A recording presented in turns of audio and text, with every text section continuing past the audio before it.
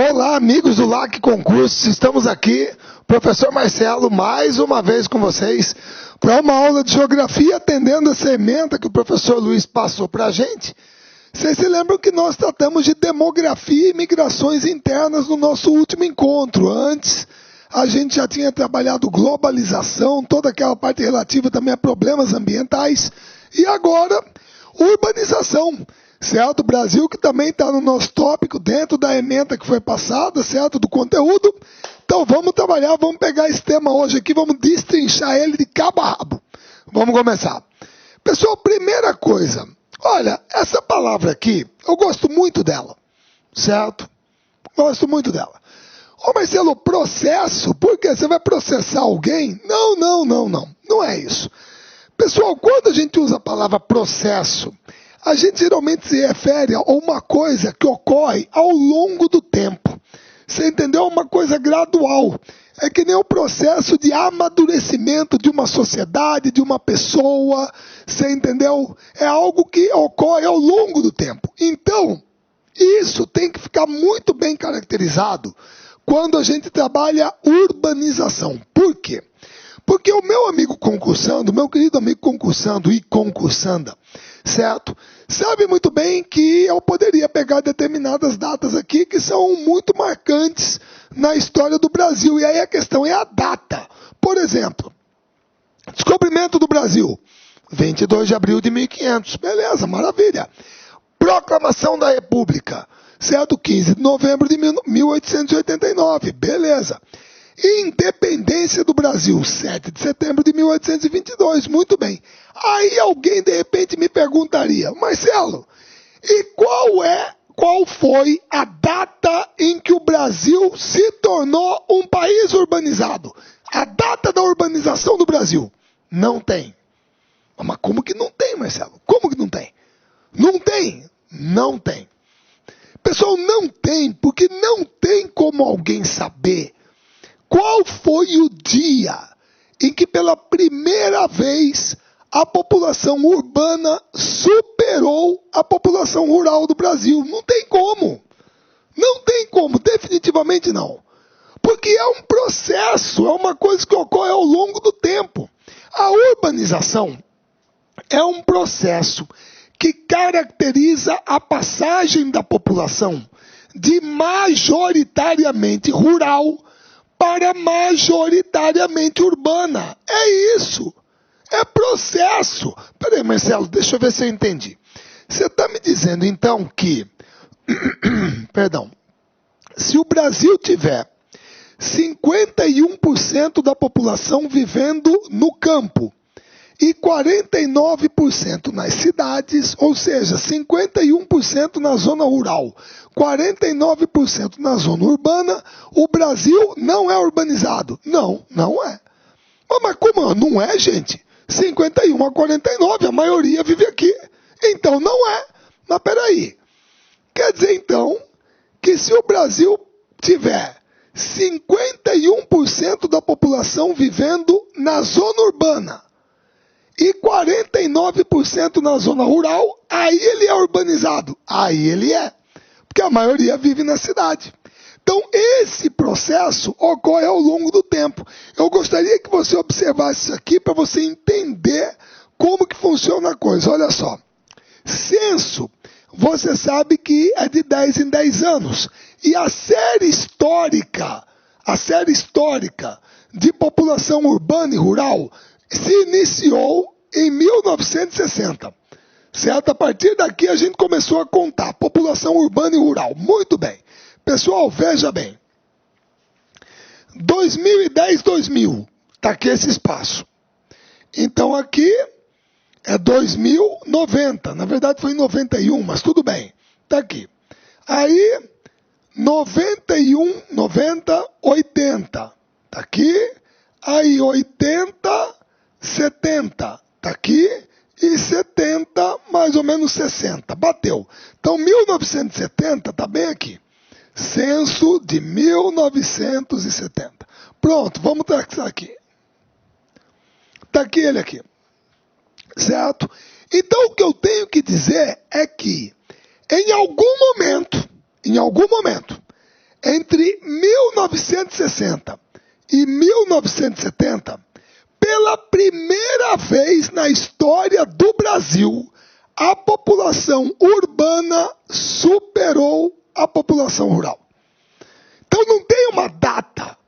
O que eu tenho que dizer é que o Brasil se tornou um país urbanizado na década de 60 do século passado. Ali, o Brasil se tornou um país urbanizado. Certo? Beleza? E hoje, nós estamos nesse patamar. Arredondado, 85-15. Grosso modo. Entendeu? Ô Marcelo, mas e aí? Você acha que vai dar 100%? Claro que não vai. Pelo amor de Deus, gente. Tem que ter gente no campo. Como você está percebendo? Olha como que a ascendência da curva aqui foi mais forte. Agora, olha como que ela está tendendo à horizontalidade.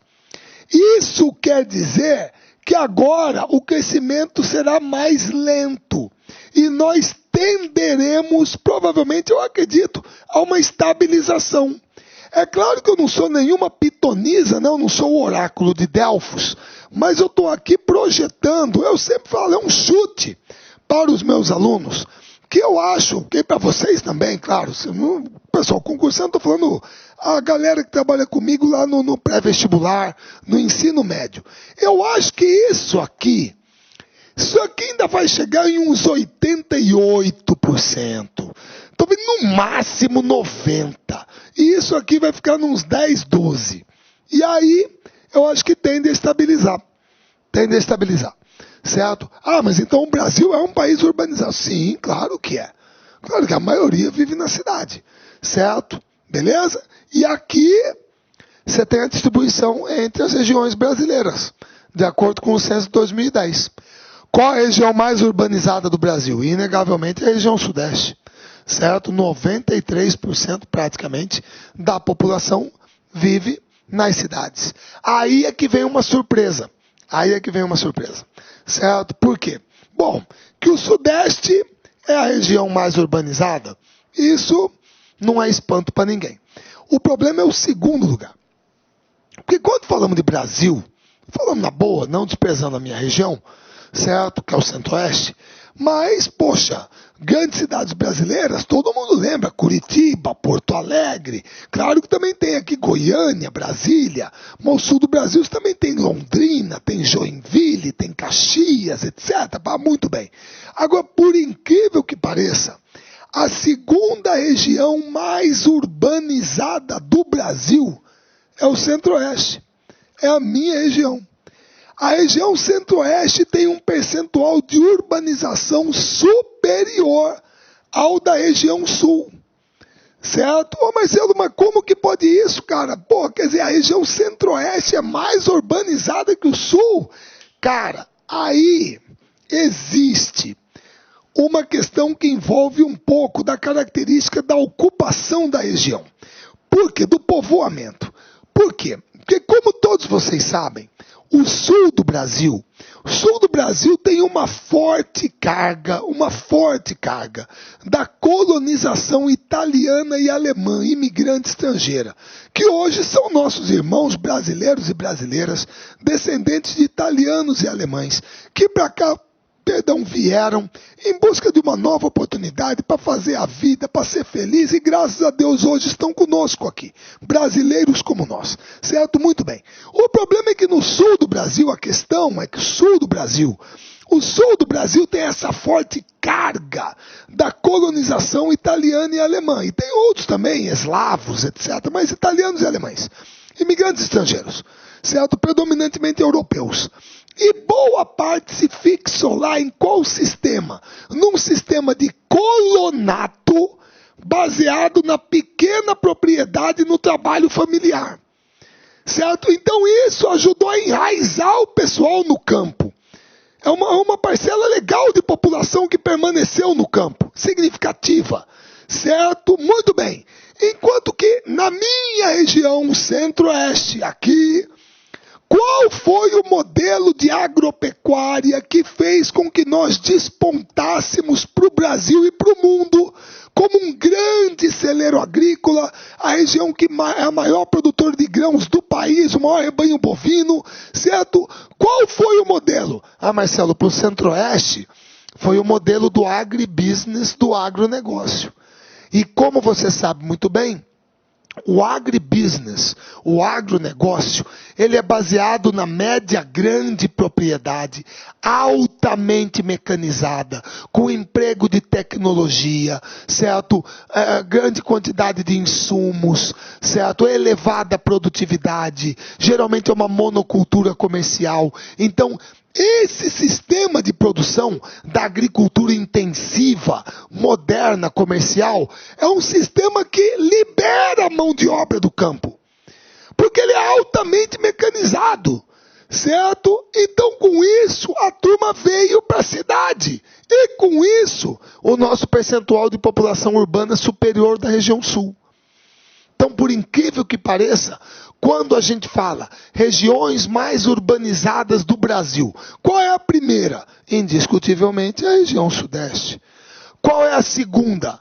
É a região centro-oeste. É a segunda região mais urbanizada do Brasil. Aí é que vem a região sul e depois ali, pau a pau, uma diferença pequena. Primeiro, em quarto lugar, a região norte. E, por último, o Nordeste, que é a região menos urbanizada do Brasil. Então, a sequência é Sudeste, Centro-Oeste, Sul, Norte e Nordeste. Certo? Beleza? De acordo com o censo de 2010. Tá joia? Muito bem. Agora, aqui você está percebendo uma coisa que é interessante, tá? Que é o seguinte.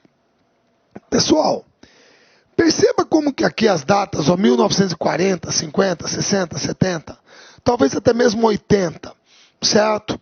Qual era o crescimento da população urbana em relação ao período anterior? Qual era? Pessoal, perceba que de 1940 para 50, 40 para 50, a população urbana cresceu 73%. De 50 para 60, 70%. De 60 para 70, 65%. 70 para 80, 55%. 80 para 91, 41%. Agora, olha o tamanho do tombo. Você está percebendo que aqui nós tivemos uma queda de 3 pontos percentuais, certo? 5 pontos percentuais, 10 pontos percentuais, 14 pontos percentuais. Pessoal, aqui nós tivemos uma queda de 23 pontos percentuais. 23 pontos percentuais. Por quê, pessoal? Porque a partir do momento que a população migra do campo para a cidade, certo? Do campo para a cidade, tá? Você tem esse inchaço urbano.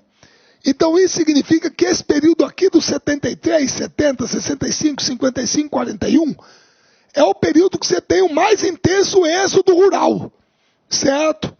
Agora, a partir do momento que a população cresce só 18%, agora caiu para 10%, o que significa isso? Significa que o êxodo rural está perdendo força e que uma vez na cidade, o que acontece? As famílias têm menos filhos.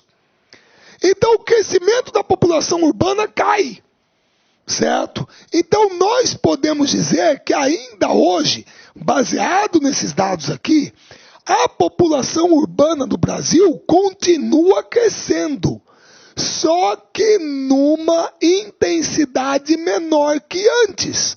Ela continua crescendo, mas num ritmo menor que o do passado, porque o êxodo rural está arrefecendo e as pessoas nas cidades estão tendo menos filhos, certo? Por isso que o percentual caiu ao longo do tempo. Tá joia? E aí, como eu falei para vocês, como migração, como urbanização, é processo. Qual é o movimento migratório que caracteriza esse processo? é o êxodo rural. É isso que tem que ser dito com todas as letras. O êxodo rural é um movimento migratório que caracteriza o processo de urbanização. A passagem da população de majoritariamente rural para majoritariamente urbana. E aí você tem que perguntar, tá bom, e por que isso aconteceu? Meu querido, como você se lembra, na aula de migrações internas, eu falei para vocês uma coisa assim, olha, eu vou tentar dar uma outra perspectiva para vocês, que é a seguinte.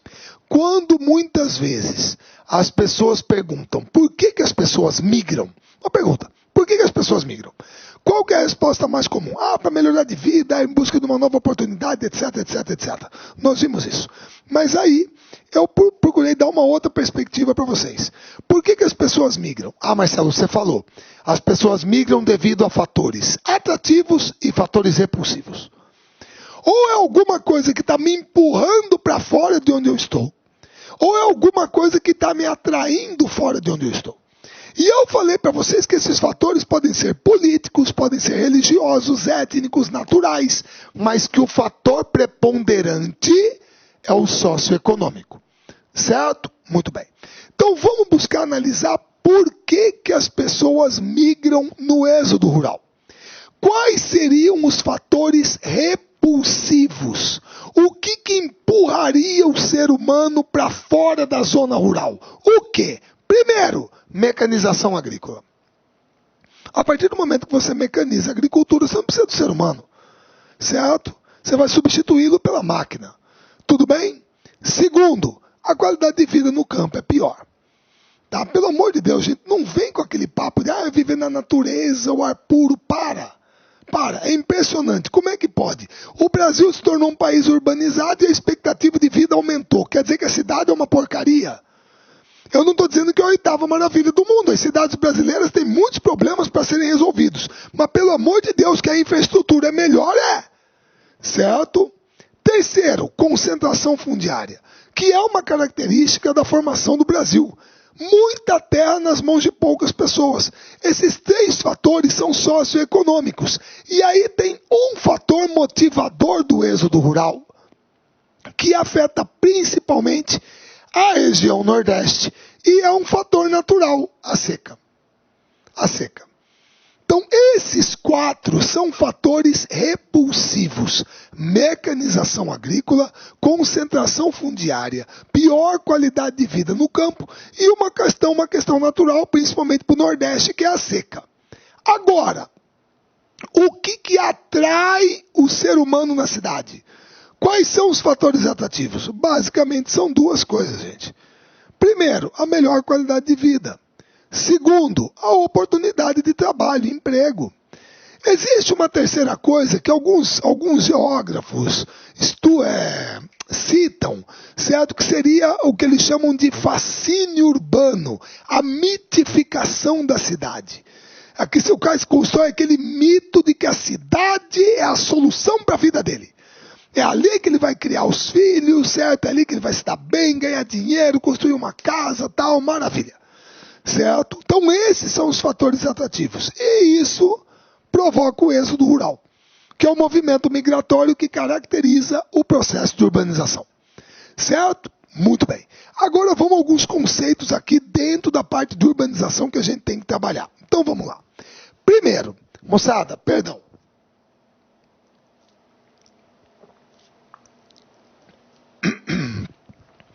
Me perdoem. Primeiro, vamos definir o que é uma cidade, certo? Pessoal, se eu não me engano,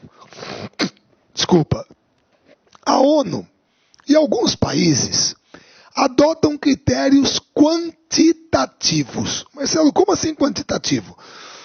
Tipo assim, o cara fala que cidade é todo aglomerado com mais de 20 mil habitantes. É uma cidade.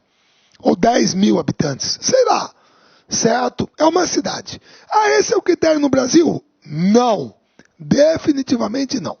No Brasil, o critério para definir o que é uma cidade é político-administrativo. O que significa isso? Pessoal, de acordo com esse critério político-administrativo, cidade é toda sede de município. É toda sede de município. Se não é um município, não pode ser uma cidade. Certo? Marcelo, peraí, eu não estou entendendo muito bem. Dá uma luz aí para eu entender esse negócio. Então, muito bem, vamos lá. Pessoal, eu vou pegar esse caso aqui, presta bem atenção. Olha só. Primeira coisa. De quem é a prerrogativa para se criar um município? Quer dizer, quem que pode criar um município? Marcelo, um município só pode ser criado mediante a aprovação de uma lei estadual nas assembleias legislativas criando o município. E essa lei tem que ser sancionada pelo governador. Perdão, Marcelo, não é lei federal, não? Não. Você está criando um município dentro do estado, a prerrogativa é dos deputados estaduais. Deputado federal é para criar novos estados para a federação, certo? Município é deputado estadual. Muito bem. Então, esse projeto de lei, geralmente ele tem que ter um memorial descritivo, certo? Ele tem que falar quais são os municípios que vão perder território para criar um novo município, quais são os limites. Existem alguns pré-requisitos também que o pessoal está adotando. Parece que agora aqui no Centro-Oeste, para criar tem que ter no mínimo entre 5 e 10 mil habitantes.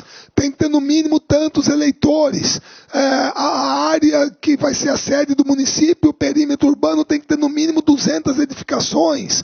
A arrecadação de ICMS tem que ser de tanto. Certo? Alguma coisa assim. São critérios. E outra, a população do local que vai ser emancipado e que se tornará um município, tem que votar em plebiscito se é a favor ou contra a criação do município.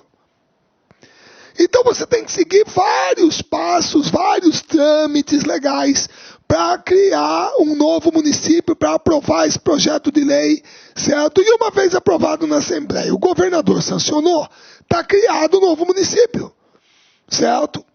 Então, para você entender, isso que você está vendo aqui é o município de São Paulo. É o município de São Paulo, certo? Toda essa área aqui, beleza? Muito bem, tá? Agora, pessoal, por incrível que pareça, eu sei que não está aqui, mas eu estou falando para você, você pode buscar, não duvide. O novo Plano Diretor Estratégico PDE do município de São Paulo, aprovado pelo prefeito Fernando Haddad, tornou 25% disso aqui, dessa área, zona rural.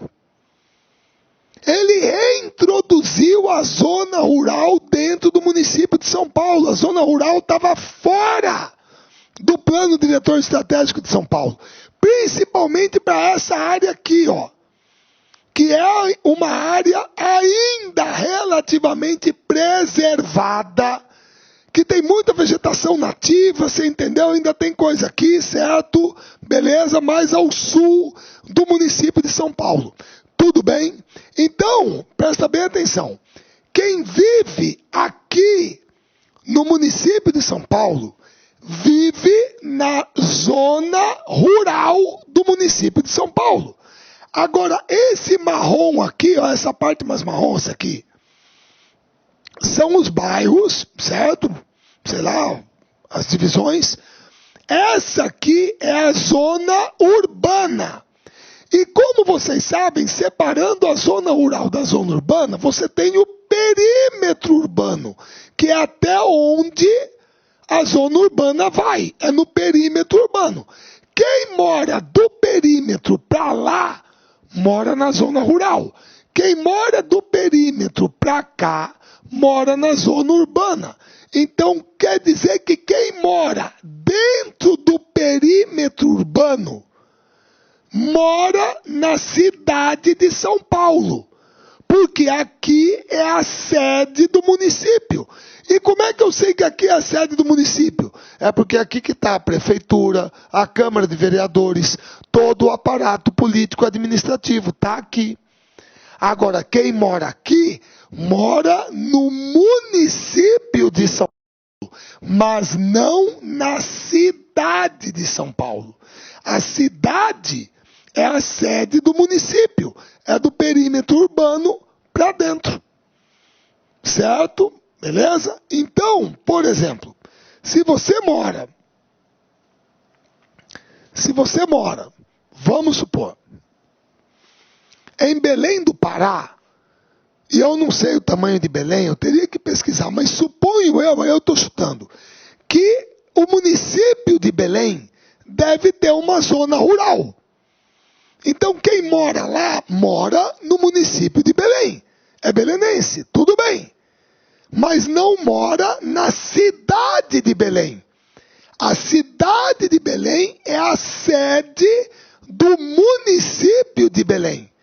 É onde está a prefeitura, a Câmara de Vereadores, etc. Então, cidade é toda a sede de município. Se você não tiver um município, não é uma cidade. Marcelo, só para ver, porque você está falando também, às vezes fica embaralhado, mas só para ver se eu entendi. Marcelo, eu moro aqui numa cidade, certo? Beleza? Que é a sede do meu município. Tá? E aqui perto tem um distrito. Um distrito. O pessoal chama lá de, eu vou chutar, distrito de Vila Rica. Certo? Muito bem. Então quer dizer que quem mora lá naquele distrito, mora no meu município. Sim. Mas não na minha cidade. Exatamente. Não. Certo? Agora, suponha que um deputado estadual do seu estado, qualquer que seja ele, apresente um projeto de lei criando o município de Vila Rica. E esse projeto seja aprovado. Isso quer dizer, então, que aquele lugar que antigamente você chamava de distrito de Vila Rica, como foi criado um novo município, e aquele local que era o distrito passa a ser a sede, então significa que lá passa a ser uma cidade. É a sede do município. É onde está a prefeitura, a Câmara de Vereadores, etc. Então, o nosso critério no Brasil não é quantitativo, não é baseado na quantidade de habitantes. É um critério político-administrativo. Cidade é toda a sede de município. Certo? Muito bem. Aí, metrópole. Pessoal, eu botei a definição aqui para vocês, está claro no slide, tranquilo. Mas eu só vou colocar assim, ó. Pessoal, geralmente, quando se fala disso aqui, existe um número mágico que vem à cabeça. E que número é esse? 1 milhão de habitantes. Tem muita gente que fala, uma metrópole tem mais de 1 milhão de habitantes. Pessoal, não é necessariamente assim. Não é. É claro que a metrópole é um grande centro urbano. E todas as metrópoles brasileiras têm mais de 1 milhão de habitantes. Agora, o que é a metrópole? Eu coloquei aqui a definição, ó. É o termo empregado para se designar cidades centrais de áreas urbanas, formadas por cidades ligadas entre si fisicamente, ou através de fluxos de pessoas e serviços, ou que assumem uma importante posição econômica, política e cultural na rede urbana da qual fazem parte. Pronto, aqui uma coisa bem completa. Certo? Agora, como que eu falaria de uma maneira mais simples metrópole? Pessoal, metrópole é um grande centro urbano dotado de infraestrutura completa, principalmente no setor de serviços, e que geralmente polariza uma determinada área do território, a sua área de influência. Certo? Beleza? Aqui no Brasil, quantas metrópoles nós temos hoje? Nós temos 12. Quais são metrópoles? De baixo para cima, Porto Alegre e Curitiba, São Paulo, Rio, Belo Horizonte. Certo? Salvador, Recife, Fortaleza. Belém, Manaus. Brasília, Goiânia. 12 metrópoles nós temos hoje. Certo? Beleza? Muito bem. Essas são metrópoles brasileiras. Agora, a partir do momento que a gente fala que a metrópole é um grande centro urbano que tem infraestrutura completa, polariza uma determinada área, e você fala que aqui, ó, cidades ligadas entre si fisicamente, então a partir daí surge um outro fenômeno. Qual é? É o que nós chamamos de conurbação. E o que é a conurbação? Está aqui.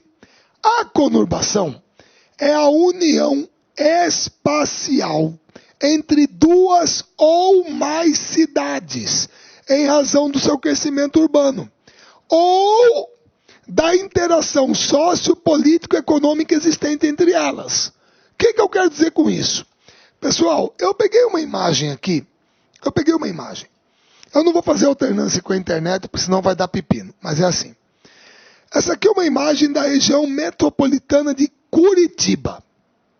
E aqui, Colombo, Pinhais, Piraquara e Curitiba.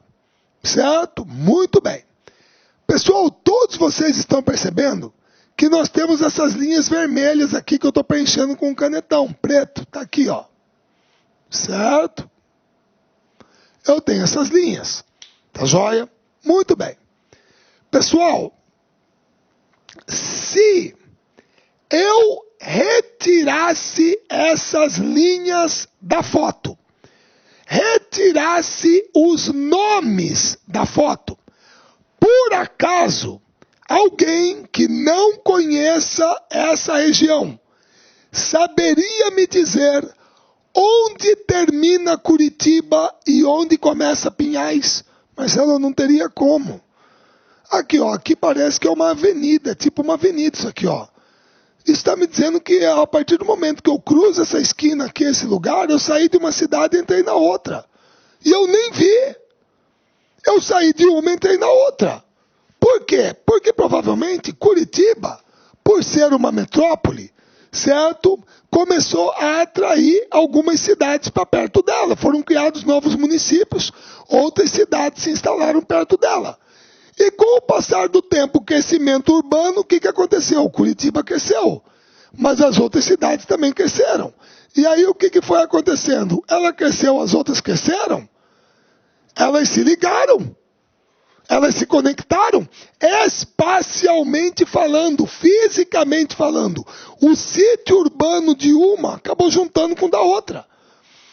Certo? Muita gente fala que sítio urbano é o local onde se originou uma cidade. Tudo bem, mas ela começa a se expandir.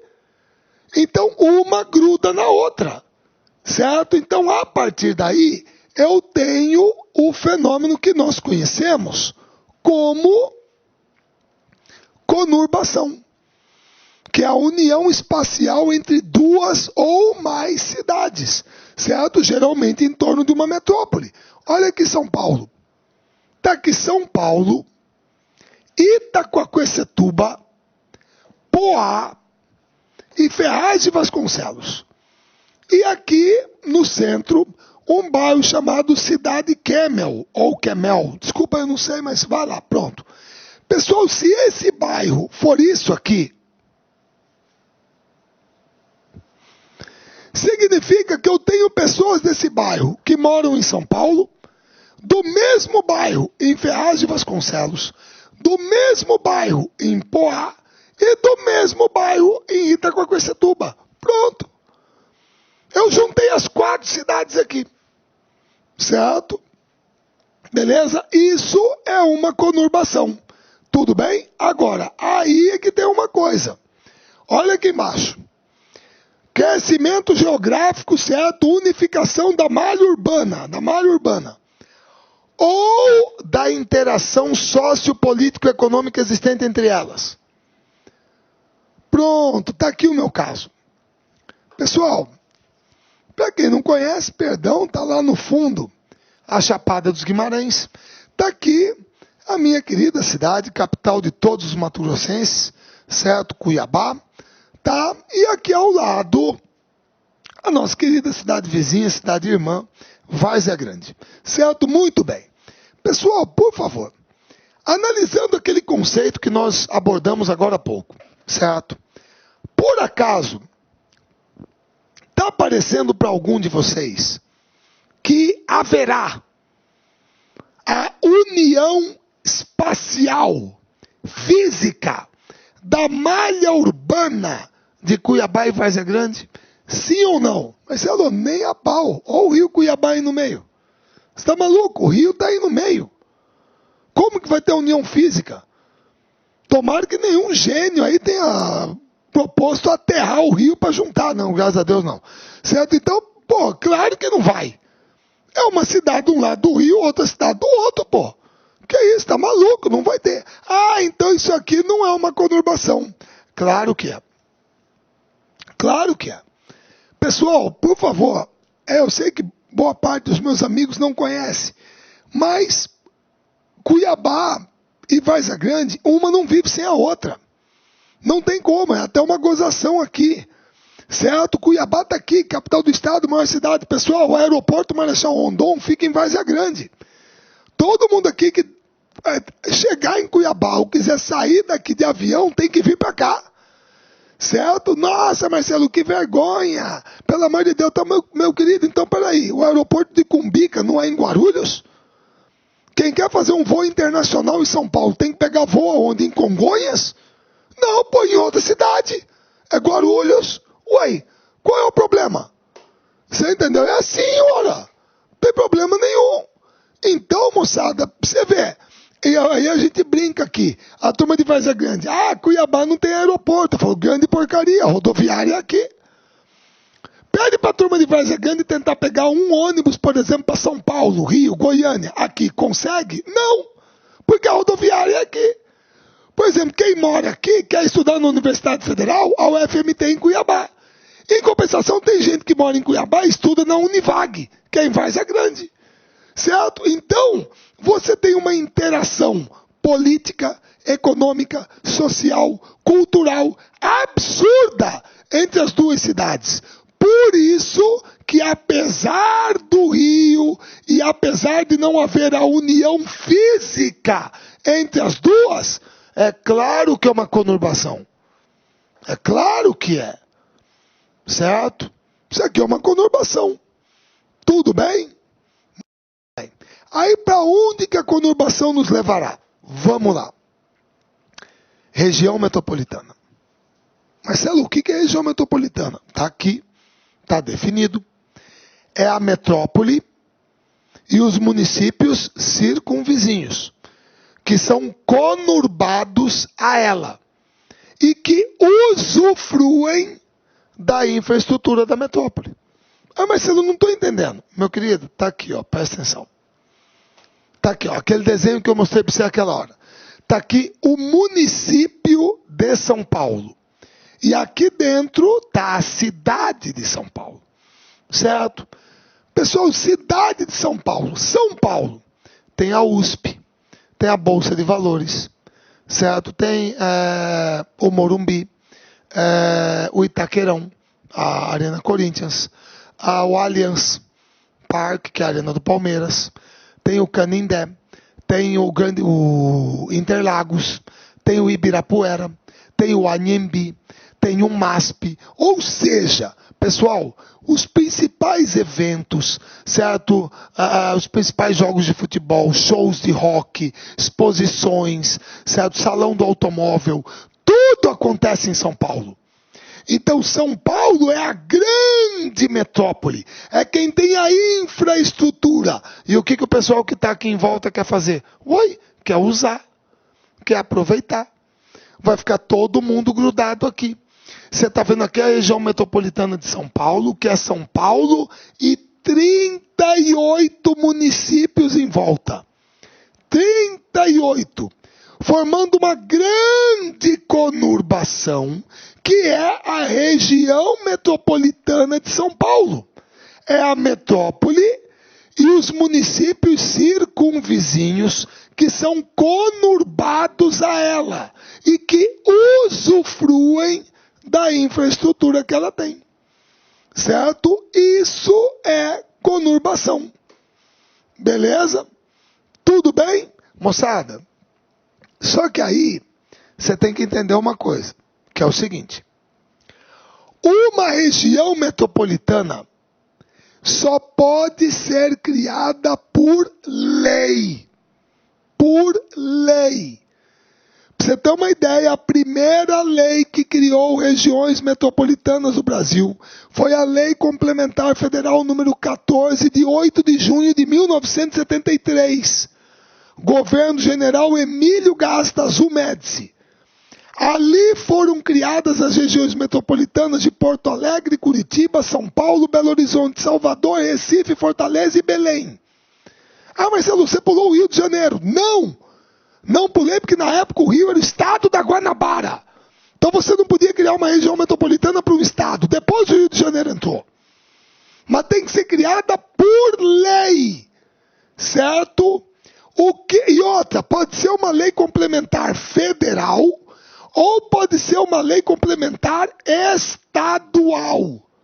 Mas tem que ser por lei. Certo?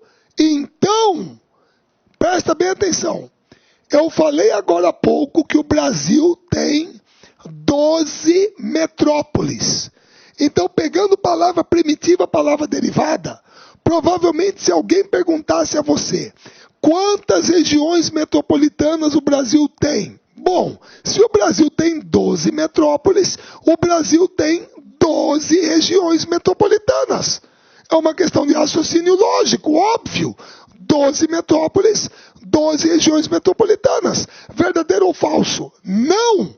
O Brasil tem 12 metrópoles e tem hoje 69 regiões metropolitanas. Mas isso está errado, como que é possível? Se tem 12 metrópoles, como que tem 69 regiões metropolitanas? Meu querido, é que significa que, pela lei, foram criadas regiões metropolitanas onde não existe uma metrópole.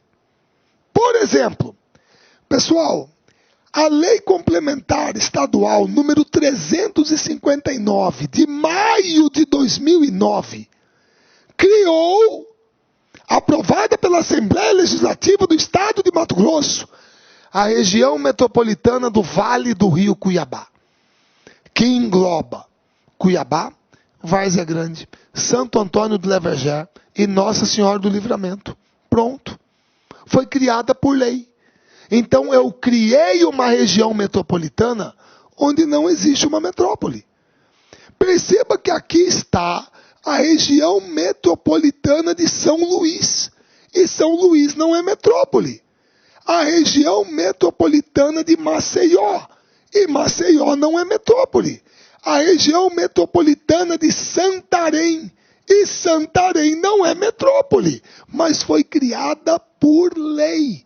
Então a região metropolitana só pode ser criada por lei. Então, existem mais regiões metropolitanas do que metrópoles, porque leis criaram regiões metropolitanas onde não existem metrópoles. Simples assim. Certo? Ah, mas qual é o objetivo? Pessoal, o objetivo é o seguinte, presta bem atenção. Vamos pegar um caso mais do sul, Londrina. Londrina tem uma cidade vizinha chamada Cambé. É uma conurbação, certo? E tem a região metropolitana de Londrina e Cambé está dentro. O que significa isso? Significa que as duas cidades têm que ter uma política comum de saneamento básico, de transporte coletivo, de impostos, de meio ambiente. Você entendeu? Não dá para o prefeito de uma cidade fazer uma coisa e o prefeito da outra cidade ir na direção oposta. Então, a partir do momento que você tem um aglomerado urbano, que tem muitas cidades, mas não tem necessariamente uma metrópole, você precisa de uma política conjunta para determinados setores. E como fazer isso? Criando uma região metropolitana. Pronto. Pronto. Certo? Sistema de gestão de funções ações públicas de interesse comum dos municípios abrangidos. Pronto! Não é uma finalidade meramente estatística, é planejamento. Certo? Então, existem mais regiões metropolitanas do que metrópoles no Brasil. Porque as regiões metropolitanas são criadas por lei. Certo? E aqui você tem os aglomerados urbanos mais populosos do Brasil. Certo? Quais são? Tá aqui, ó. São Paulo, Rio de Janeiro, Belo Horizonte, Porto Alegre, Brasília, Fortaleza, Salvador, Recife, Curitiba, Campinas, Manaus, Vale do Paraíba, que é a região de São José dos Campos, Goiânia, Belém do Pará, 14ª posição, Vitória, Sorocaba, Baixada Santista, São Luís do Maranhão, Natal e Piracicaba. Pronto. São os 20 aglomerados urbanos mais populosos do Brasil, 2015. Certo? Estimativa populacional. Tudo bem? Beleza? Marcelo Naboi, todos eles são regiões metropolitanas? Talvez eu tenha uma dúvida na região de Piracicaba, mas acredito que sim. Todos são. Todos. Certo? Tudo bem? Agora é que vem uma coisa que você vai falar, esse Marcelo é cheio de história. Vamos lá. Ô Marcelo, o que é isso? Aí é que tá. Olha só. Região Integrada de Desenvolvimento Econômico. O que é isso? Pessoal, é o seguinte. Agora há pouco eu perguntei para vocês, né? Vocês se lembraram porque eu falei agora há pouco. Quantas metrópoles tem o Brasil? Já respondemos, Marcelo. 12. E você lembra as 12 de cabeça? Lembro, Marcelo. Você falou Porto Alegre, Curitiba, São Paulo, Rio, Belo Horizonte, Salvador, Recife, Fortaleza, Belém, Manaus, Goiânia, Brasília. Muito bem. Aí todas elas são regiões metropolitanas. Não. Como não? Uma delas não é. Uma delas não é. Não pode ser. Ah, Marcelo, por quê? Pessoal, Brasília não pode ser uma região metropolitana. Marcelo, e por que não pode? Deixa eu explicar para você. Moçada, aqui dentro, esse verde aqui mais escuro, é o Distrito Federal. Certo? É uma unidade da federação, é o Distrito Federal. Tá ok? E aqui dentro está Brasília.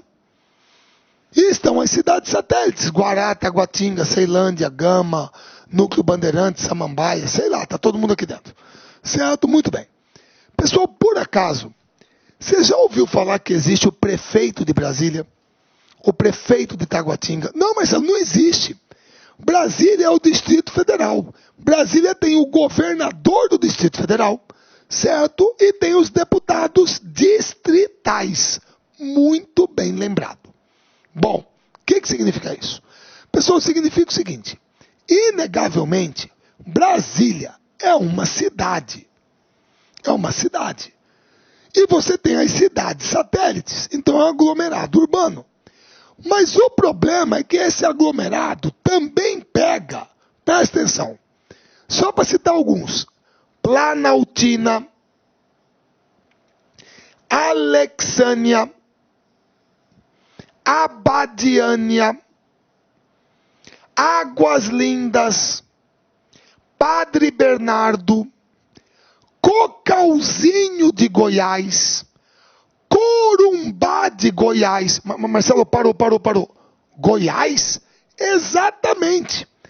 Como você está percebendo, este aglomerado urbano, esta conurbação, esse aglomerado urbano, ele pega o Distrito Federal e as cidades que estão aqui dentro, e cidades do estado de Goiás. E mais ainda, pega também Unai e Buritis, que é Minas Gerais. Então aqui eu tenho um aglomerado urbano que é formado por cidades de 3 unidades da federação. Distrito Federal, Goiás e Minas Gerais. Então, eu não posso criar uma região metropolitana.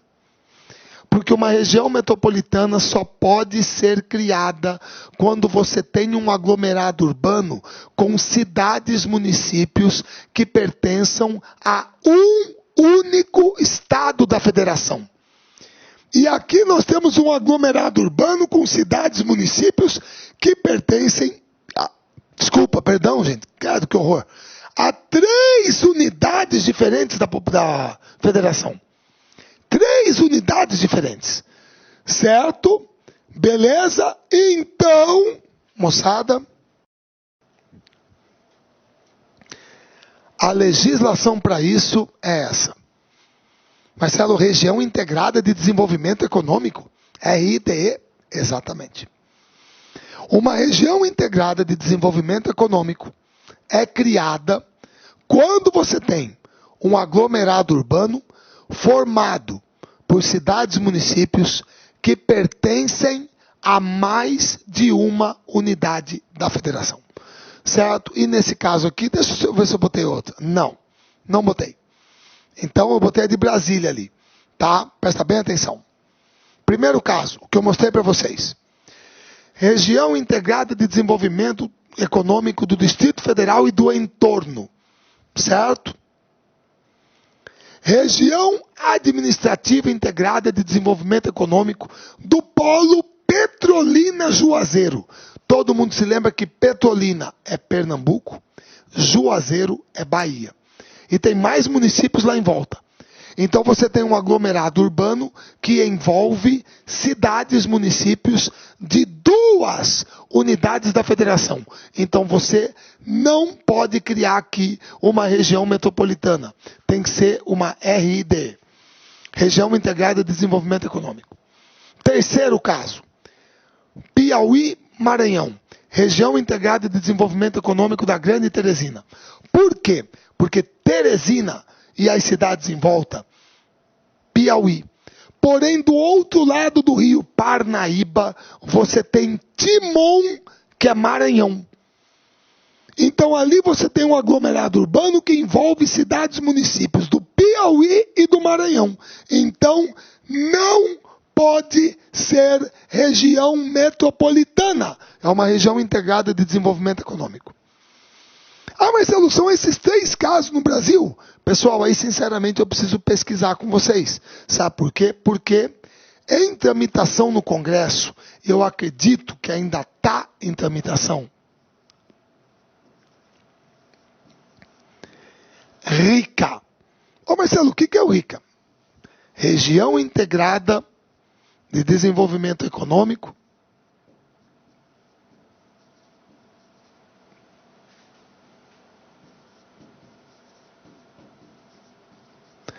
do Cariri Araripe, lá no Nordeste, que pegaria cidades e municípios do Piauí, do Ceará, Pernambuco e Paraíba.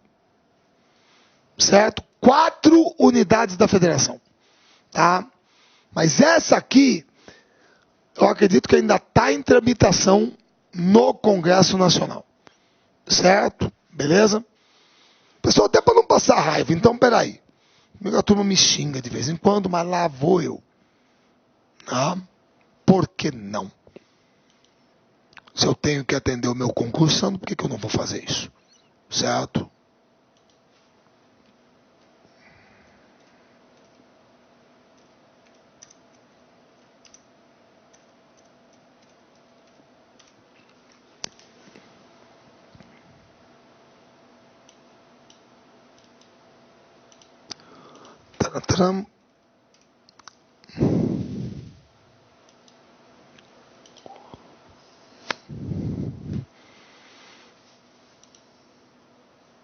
Aqui, ó. 2012, Congresso analisa a criação da região Cariri-Araripe. Mas é em 2012. Certo? Criação, região integrada de desenvolvimento do Cariri-Araripe. Certo? Não está muito claro para mim se já foi criado. Beleza? Aqui, ó. Dispõe sobre a criação, mas eu não tenho ainda a lei. Se não tem o número da lei, então ainda não foi criado. 2013, Renan Calheiros. Certo? Eu acredito, então, que ainda não tem esta lei entra em vigor na data de sua publicação. Mas não tem o número da lei aqui, ó. Certo? Então, não sei te afirmar se isso aqui está valendo já ou não, moçada. Tá certo? Que está tramitando no Congresso, tá. Beleza? Mas eu não sei que instância. Então, essa aqui seria a 4ª região de desenvolvimento econômico que nós teríamos no Brasil. Certo? Beleza? Seria essa do Cariri Araripe. Mas pelo que vocês viram, eu pesquisei aqui, eu não sei te dizer se ela já está criada ou não. Mas eu espero que eu tenha sido bem claro para explicar o que é uma região integrada de desenvolvimento econômico.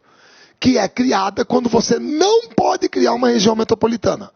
Porque é um aglomerado urbano que pega cidades e municípios de mais de uma unidade da federação. Certo? Muito bem. Aí, eu dei o exemplo de Brasília. Megalópole. Marcelo, o que é uma megalópole? Aí é que tá. Moçada, megalópole é um fenômeno originalmente estadunidense. Tá? Dentro dos Estados Unidos, 3 são mais conhecidas. Boston, Washington, Chicago, Pittsburgh, São Francisco, San Diego. No Japão, você tem a megalópole Tóquio, Osaka, que a turma chama de Tokaido. Certo? Beleza? Agora, o que é a megalópole? Moçada, a megalópole é a conurbação entre 2 ou mais metrópoles ou regiões metropolitanas. Isso é uma megalópole. Certo? Beleza? Então, como você está falando da conurbação entre 2 ou mais metrópoles, regiões metropolitanas, no Brasil, historicamente, a gente sempre trabalhou uma megalópole que eu acredito já consolidada. Qual é? São Paulo, Rio de Janeiro. Tendo a Via Dutra, a BR-116, mais ou menos 430 quilômetros como eixo de ligação. Ou seja, se você sair de São Paulo, 430 quilômetros até o Rio de Janeiro, você praticamente não encontra espaço vazio. Não encontra. É uma atrás da outra. Entendeu? Então, essa aí é a nossa megalópole consolidada. São Paulo, Rio de Janeiro. É a conurbação entre 2 ou mais metrópoles, regiões metropolitanas. Mas as bibliografias mais recentes trazem uma nova abordagem, uma novidade. Qual é? Está aqui uma imagem de satélite dessa área. Está aqui, ó. São Paulo, Rio de Janeiro. Certo? Onde corre a Via Dutra. Tá? Pelo Vale do Paraíba. Aqui é a Serra do Mar, Serra da Mantiqueira. Muito bem.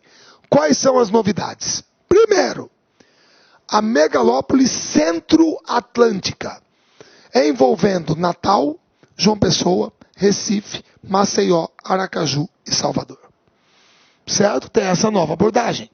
Isso aqui está formando uma megalópole aqui. Inclusive o caso Recife, João Pessoa é batata, são 120 quilômetros, está praticamente tudo conurbado. Certo? Beleza? E a outra, a megalópole central, que seria Brasília, Goiânia. Certo? Então aí nós já passaríamos a ter 3 megalópoles. Certo?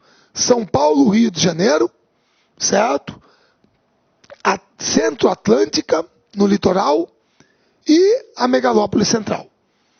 Certo? Essas últimas 2, Centro-Atlântica e Central, mais recentes. Tá ok? Mais uma coisa. Essa expressão também apareceu há pouco tempo. Certo? Relativamente recente. Que é a expressão macrometrópole paulista. O que é a macrometrópole paulista? Pessoal, a região metropolitana de São Paulo é isso aqui, ó. Isso aqui é a região metropolitana de São Paulo. Tá? É isso que está aqui em preto. Que eu fiz rachurado aqui.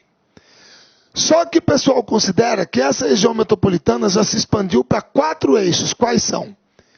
Vale do Paraíba, São José dos Campos. Baixada Santista, Santos, Sorocaba, Campinas. Então, se nós considerarmos toda essa área de abrangência, isto é a macrometrópole paulista. É ela expandida, certo? Que é uma expressão também que surgiu há pouco tempo, relativamente recente, dentro dos estudos de urbanização do Brasil. Certo? Tudo bem? Aí, megacidade. Marcelo, o que é megacidade? Bom, pera lá.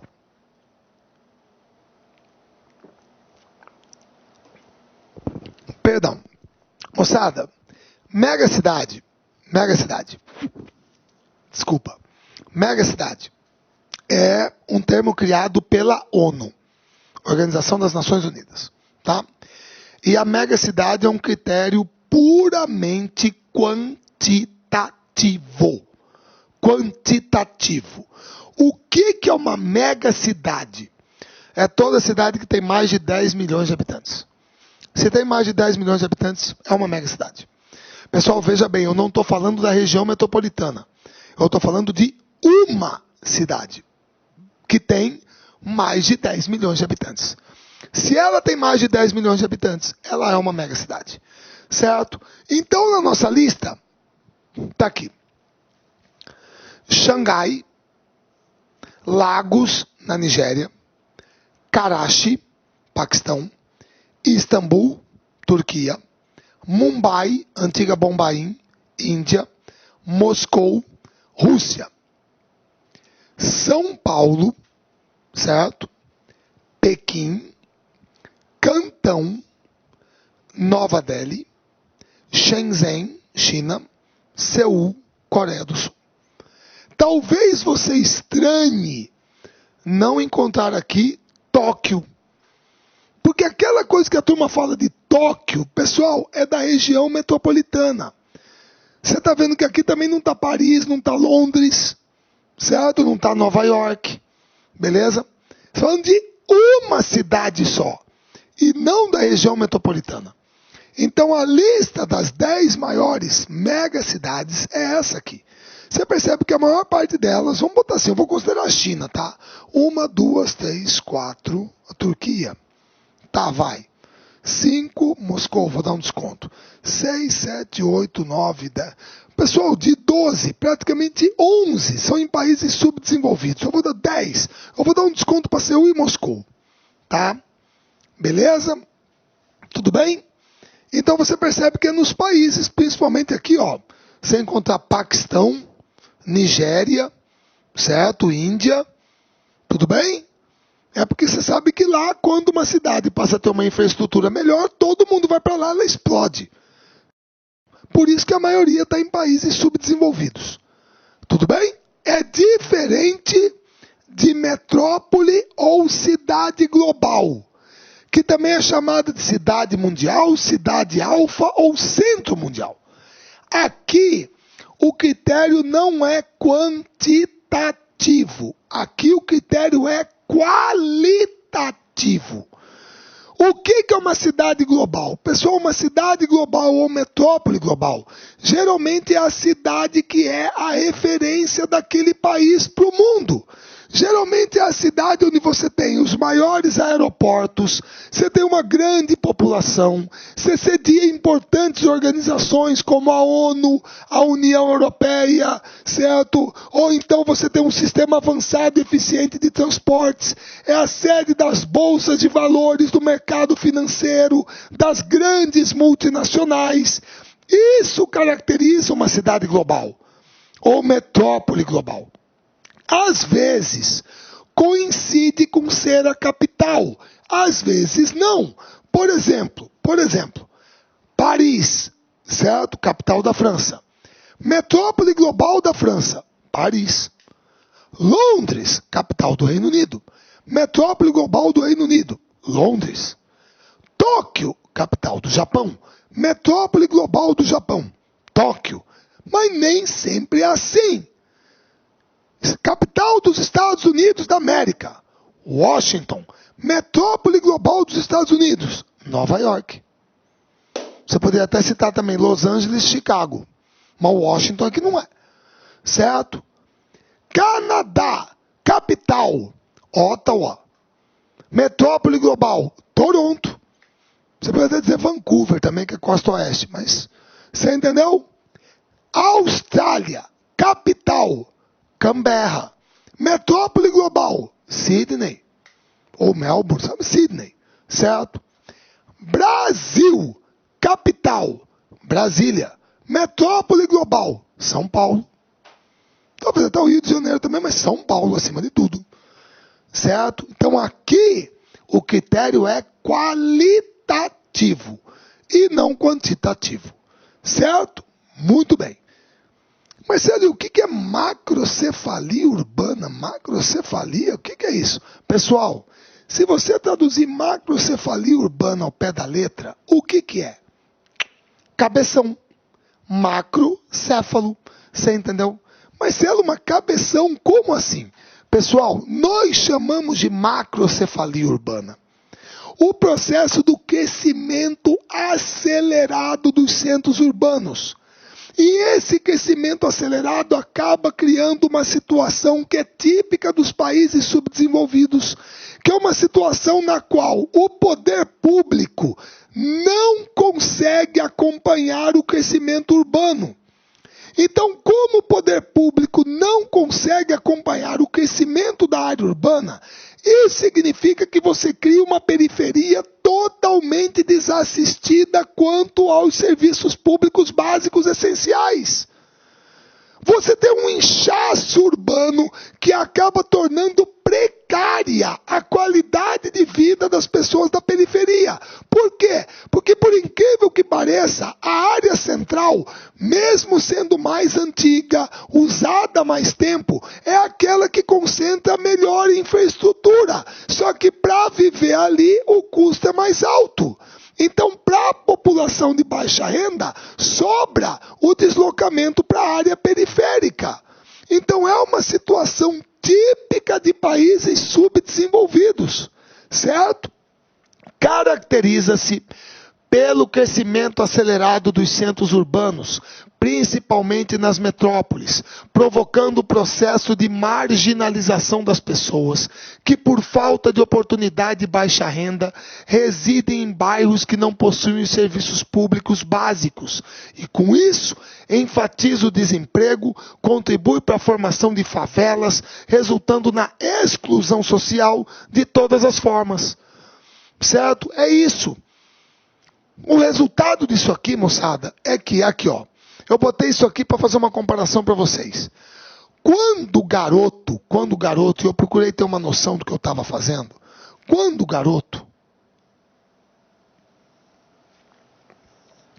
o perímetro urbano de Cuiabá era mais ou menos isso aqui.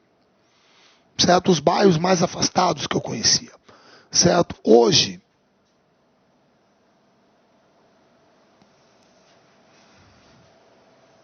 é isso aqui. O cabeção. Você entendeu? Agora, como fazer para atender a essa população que se afasta cada vez mais da área central? Porque o poder público não consegue acompanhar. É aí que você vê situações como especulação imobiliária. Certo? Por quê? Porque você tem uma valorização das áreas centrais que concentram a melhor infraestrutura, então você começa uma especulação imobiliária absurda que valoriza essas áreas centrais. Certo? Beleza? E geralmente, como que o pessoal vai construir ali? Ora, pessoal, você não está pensando em fazer um condomínio horizontal, joga todo mundo para cima. É a tendência à verticalização das áreas centrais.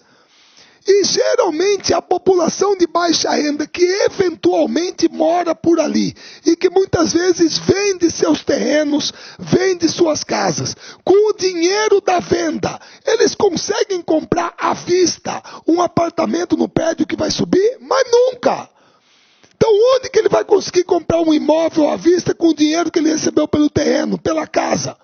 Na periferia. Então você periferiza a população de baixa renda, sendo que a periferia é uma área de pior infraestrutura. Você cria uma segregação da população de acordo com a renda. Isso é visível. É a brincadeira que eu faço aqui em Cuiabá com o pessoal. Brincadeira não, é sério. Mas é assim, qual é a primeira coisa que o Alphaville vende? Obviamente quem está pensando no loteamento vai falar, terreno, negativo. A primeira coisa que o Alphaville vende é segurança. É segurança. Se o condomínio não tiver aquele muro, não tiver aquela guarita, onde bate foto, pede identidade, pega digital, revista empregado que entra, que sai, se não tiver, sua mãe não muda para lá. Essa é uma tendência no Brasil inteiro. Você tem que separar a riqueza da pobreza. Eu duvido que você que está me assistindo na sua cidade, se você tem um shopping center, certo? Ou vários shoppings, eu duvido que você não sabe qual é o shopping da elite. Ele existe. E tem aquele outro que a turma fala que é mais o quê? Povão. Entendeu? É segregação, sim. Isso acontece. Por isso que hoje muita gente se sente incomodada quando vai para o aeroporto e encontra o porteiro do prédio viajando junto com ele. Porque antigamente aquele espaço era só dele. Agora que uma maioria, uma boa parte, melhorou de vida e também pode comer uma pizza, também pode ir no shopping, também pode viajar de avião, muita gente fala o quê? Que é tudo povão. Pessoal, todo mundo é povo. Todo mundo é povo. Mas a segregação é muito clara. Existem pessoas que não gostam de compartilhar o espaço. Acham que aquele espaço é deles. Certo? É só nosso, sempre foi. Agora você está sendo obrigado a dividir. Certo? Ou isso aqui não é uma sociedade, né? Que a gente quer que seja uma sociedade fraterna, harmônica. Então você tem que aprender a dividir. Mas ela existe. E com essa segregação, é aí que você tende o quê? A favelização, aos loteamentos clandestinos, as invasões, os grilos. E aí você cria basicamente duas cidades. Quais são? A cidade formal é a nossa.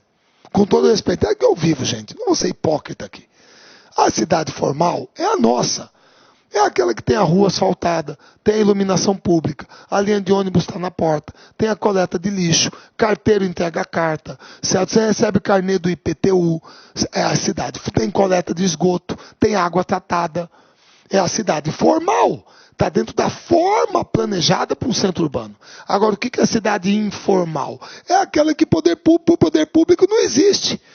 Certo? Uma invasão, as ruas de terra, não tem linha de ônibus, é tudo gambiarra na rede elétrica, é gato na água, certo? Puxando água clandestinamente, e aí? Então você cria esses dois espaços. Há essa segregação, essa separação, resultante dessa macrocefalia urbana, certo? E aí você cria também uma situação, que eu coloquei aqui para vocês, pode estar pequenininho, que o pessoal avaliou no censo 2010, que é o total de população residente em moradias, aglomerados subnormais, certo? O que seria um aglomerado subnormal? Favela, certo? Bairro periférico, cortiço, sei lá. Em aglomerações principalmente periféricas e invasões que não têm infraestrutura. Pessoal, e aí em um caso é um dado assustador. Certo? Presta bem atenção. Bem aqui na minha seta, está a região metropolitana de Belém do Pará. Certo? A região metropolitana de Belém tem 2.087.000 habitantes. Tá? Muito bem. Pessoal, quantos deles vivem dessas pessoas em aglomerados subnormais? 1.131.000 pessoas. Qual é a proporção disso? 53% da população da região metropolitana de Belém vive em aglomerados subnormais. Certo? Em aglomerados subnormais. Tá? Da população residente. Certo? Beleza? Então, moçada, poxa, esse é um percentual muito alto. Muito alto. 53% da população vive em aglomerados subnormais. Isso é muito elevado. É a região metropolitana brasileira que tem o maior percentual. Depois vem Belém, 53%, certo? Salvador, 26%. São Luís do Maranhão, 24%. E Recife, 23%. São as regiões metropolitanas brasileiras que têm o maior contingente populacional vivendo em aglomerados subnormais, em condições precárias. E isso é resultante dessa macrocefalia urbana. Certo? Por último, moçada, eu queria ter a nossa última parte. Hierarquia urbana, rede urbana. O que é isso? Pessoal, deixa eu explicar para vocês. É assim. Você está vendo que aqui está escrito esquema clássico, certo? Por quê? Às vezes que alguém fala assim para mim que isso aqui é música clássica, vamos ouvir um clássico da MPB. Para mim é música antiga. Exato, a gente tem essa ideia. É uma música antiga, tá? E o que é esse esquema clássico da hierarquia urbana? Deixa eu explicar para vocês. Pessoal, quando a gente tem que entender rede urbana, a comparação que eu faço para a turma, qual é? A comparação que eu faço é das redes sociais. Facebook, Twitter, etc. Eu vou pegar o Facebook, certo? Muito bem. Moçada, é assim. Uma coisa que o pessoal às vezes faz para mensurar a questão do Facebook, de repente é chegar e perguntar assim, escuta, quantos amigos você tem no Facebook? Aí um cara responde, eu tenho 400, aí eu tenho 800, aí eu tenho 1.500, aí eu tenho 3.000. Muito bem. Suponha essas respostas. Pessoal, por acaso, isso significa que a pessoa que tem 3.000 amigos é mais importante que a pessoa que tem 400? Não, na minha opinião não. Significa que o que ela escreve, posta, publica lá, tem maior relevância que a pessoa que tem 800? Eu também acho que não, isso depende de cada um. Agora, uma coisa é inegável. Uma coisa é, a pessoa que tem 3.000 amigos, o que ela publica tem uma probabilidade muito maior de ser visto, lido por um número maior de pessoas, única e exclusivamente pelo fato dela ter mais amigos que os outros. É uma questão matemática. É matemática pura. Como ela tem 3.000 amigos, a probabilidade do que ela publica ser visto, lido, é maior por um maior número de pessoas do que quem tem 400. Só isso. Não é que é mais importante, mais bonito, isso ou aquilo. É matemática pura. Certo? Redes sociais. Imagina então o alcance, por exemplo, eu vou chutar, gente, Justin Bieber, vamos supor, 30 milhões no Twitter, 30 milhões de seguidores no Twitter. Você já imaginou? E de repente ele compra um tênis novo e bota uma foto do Twitter. Meu tênis novo, modelo tal, tal. Imagine que 1% dos seguidores de Justin Bieber se sintam tentados a comprar aquele tênis. Moçada, são 300.000 pares de tênis. Se eu botar 300.000 pares de tênis a um preço legalzinho, $200, são 60 milhões de dólares a partir de uma foto no Twitter. Olha o alcance que esse cara tem. Vocês entenderam? Agora, como que eu transfiro isso para a rede urbana? Simples. Pessoal, as cidades, elas estabelecem relações entre si, conexões entre si. Claro que tem. Mas o problema é que as cidades não são homogêneas. Então, geralmente, uma cidade pode ser mais bem equipada que a outra. Pode ter uma infraestrutura melhor que a outra. Então, a outra se torna dependente dessa. Então, dentro de uma rede urbana, você tem conexões entre as cidades. E como elas são diferentes entre si, o que se cria entre elas? Uma hierarquia. Uma hierarquia. Então, a rede urbana é a interdependência das cidades com suas produções diferenciadas. É o conjunto de conexões que elas estabelecem entre si dentro de um determinado espaço, criando uma rede urbana. E você pode ter uma rede urbana local, uma rede urbana estadual, uma rede urbana regional, uma rede urbana nacional e uma rede urbana global. Hoje você pode. Tanto é verdade que nós temos metrópoles globais, certo? São várias escalas, certo? Áreas de abrangência dessa rede urbana, beleza? E dentro dessa rede, cada município tem a sua importância. Por exemplo, se eu pegar aqui, meu caso, rede urbana local, qual é a cidade mais importante? Cuiabá. Rede urbana estadual, qual é a mais importante? Continua sendo Cuiabá. Rede urbana regional, aí já não é mais Cuiabá, é Brasília e Goiânia. Campo Grande e Cuiabá estão abaixo. Rede urbana nacional, aí não é Brasília e Goiânia, aí é São Paulo, Brasília vem e depois vem Goiânia, depois vem Cuiabá. E aí você estabelece a hierarquia entre elas, dentro da rede urbana, que é esse conjunto de relações que os centros urbanos estabelecem entre si. Agora, o que é esse esquema clássico? Moçada, esse esquema clássico é o esquema de antigamente. É o esquema de antigamente. Certo? Que a coisa era brutalmente engessada, verticalizada, certo? Era mais ou menos assim. Quebrou uma peça do trator na fazenda. O que nós vamos fazer? Quebrou a peça do trator na fazenda? Então sai da fazenda, vai até a vila, vem até a cidade. Da cidade, você pede a peça para São Paulo.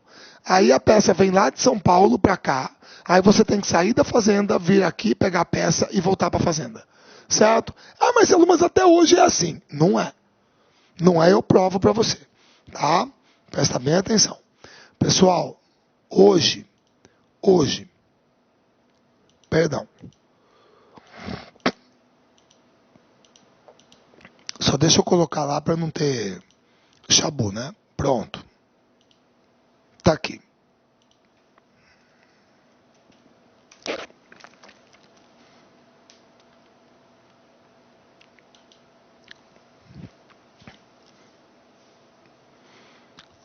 Ah, tomara que não demora tanto. Vambora, me ajuda, vai. O pessoal vai me matar.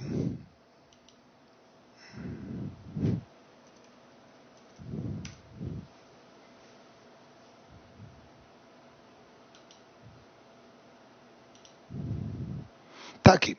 Moçada, tô no site da Massa e Fernos. Tá até barulho de coração aqui, beleza. Muito bem. Pessoal, será que entrando aqui no site da Massa e Ferguson, certo?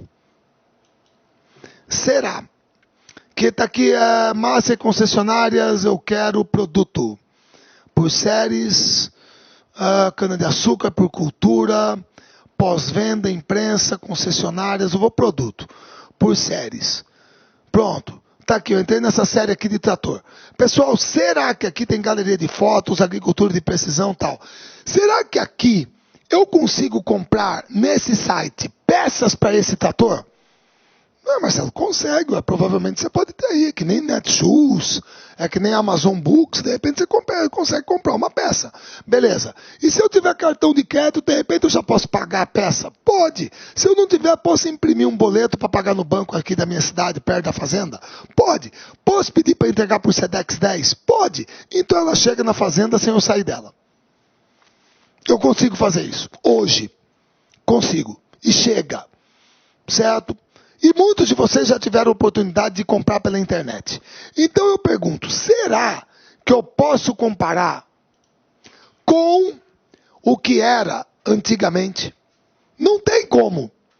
Não tem como. Por isso que eu estou dizendo que isso aqui é o esquema clássico. Clássico, é de antigamente. Não é mais assim. É engessado, verticalizado. Não é. Como é o esquema atual da hierarquia urbana? É esse aqui, ó.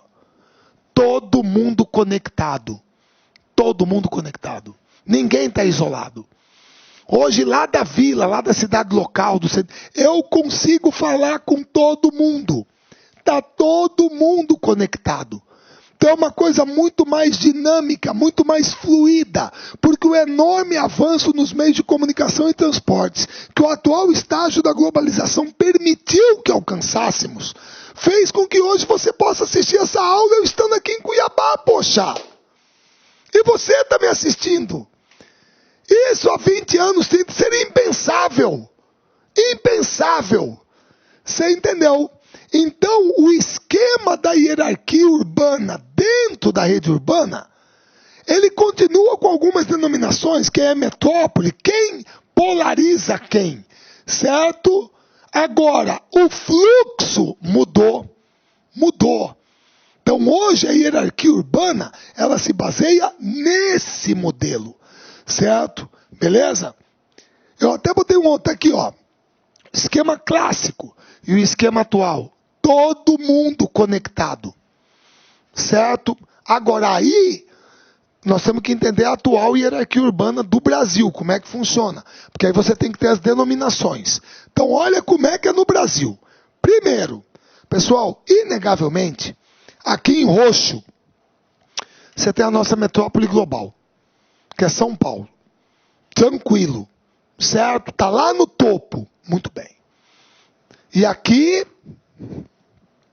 a rede urbana da metrópole de São Paulo. Você vê que meu estado está nela. Tanto é verdade que aqui em Cuiabá é a coisa mais comum do mundo. Você está com problema de saúde, aqui não resolve, para onde que você vai? Você vai para São Paulo. Certo? Muito bem. Abaixo de São Paulo, que é a metrópole global, quem que eu tenho? Rio de Janeiro e Brasília. As duas aqui que estão no verdinho. São duas metrópoles o quê? Nacionais. Duas metrópoles nacionais. Certo? O Rio de Janeiro, porque também tem uma influência internacional grande, tem vários eventos, é a segunda maior região metropolitana do país. E Brasília, porque é a questão da geopolítica, é o centro político-administrativo do país, certo? As principais decisões da máquina, certo? Administrativa do país na esfera federal ocorrem lá, acontecem lá. Na parte jurídica, política, administrativa é Brasília. Então, duas metrópoles nacionais. Todas as outras, Fortaleza, Recife, Belo Horizonte, Salvador, Curitiba, Porto Alegre, Belém, Goiânia, Manaus, são metrópoles regionais. Cada uma com a sua área de influência. Onde que cada uma influencia. Certo? Muito bem.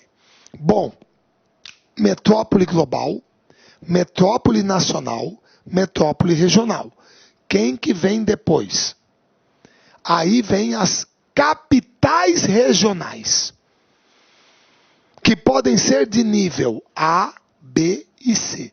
Marcelo, o que diferencia uma da outra? Obviamente, população, infraestrutura. Você vê, Campinas é uma cidade de mais de 1 milhão de habitantes, mas é considerada uma capital regional de nível A, que nem Cuiabá. Cuiabá é capital regional de nível A, tem 600 mil habitantes. Campo Grande também é, certo? Maceió também é. São Luís, Natal, todas são capitais regionais de nível A, certo? Aí aqui no caso, nível B, Ribeirão Preto, São José do Rio Preto, em São Paulo. Nível C, Araçatuba, Araraquara, Bauru, Marília, etc. Então, abaixo de metrópole nacional, metrópole global, metrópole nacional, metrópole regional, capital regional, nível A, B e C. Depois, centros subregionais, de níveis A e B, certo? E depois, você tem os centros locais e os centros de zona. Centros de zona, perdão, e centros locais. Que são eles? Marcelo, mas eu só tenho uma pergunta, por gentileza. Por quê? Que tudo bem, você botou as metrópoles aqui, eu entendi, você falou global, nacional e regional. Por que você só botou São Paulo aqui? Bairrismo? Não. Porque o estado de São Paulo é o único estado da federação que possui cidades em todos os níveis da hierarquia. São Paulo tem metrópole, São Paulo tem capital regional de nível A, capital regional de nível B, capital regional de nível C. Tem centro subregional de nível A, centro subregional de nível B. E tem centro de zona e centro local. Nenhum outro estado, nenhuma outra unidade da federação tem essa hierarquia de maneira completa como São Paulo tem. Nenhum outro. é a rede urbana mais completa do Brasil, em todos os níveis hierárquicos. Ah, Marcelo, quer dizer que Mato Grosso não tem metrópole. Mato Grosso, por exemplo, também não tem capital regional de nível B e nível C. Mato Grosso só tem centro subregional de nível A. Certo? Beleza? Então só São Paulo tem isso. E aí você tem que imaginar tudo isso. Metrópole global, metrópole nacional, metrópole regional, capital regional nível A, B, C. Centro subregional de nível A e B. Tudo isso organizado dessa maneira. A metrópole global, metrópole nacional, metrópole regional, capital regional A, B, C, centro subregional A e B. E todo mundo aqui conectado. É o modelo de hierarquia urbana que nós temos no Brasil, seguindo esse sistema de fluxos mais dinâmico, mais diluído, que é uma característica do atual estágio da globalização. Certo? Beleza, moçada? Gente, matei a pau. Mas falei com vocês tudo que eu tinha para falar de urbanização no Brasil, peguei, certo? Todos os dados, inclusive até coisas que envolvem conceitos de fora, como metrópole global, mega cidade, tá tudo aí. Tá joia? Eu acho que na parte humana vai ficar faltando eu falar de população economicamente ativa, vamos trabalhar isso, e aí vamos entrar no quadro natural, que é clima, relevo, hidrografia, vegetação, e também tem a parte da atualidade que o Manuel passou, o professor Luiz também, mas que tem muita coisa ali que está dentro desses tópicos e que dá para a gente falar, como o caso de Belo Monte, Tucuruí, vai dar para a gente falar. Tá certo? Beleza? Gente, mais uma vez um prazer estar aqui com vocês, um grande abraço a todos, e até a nossa próxima aula.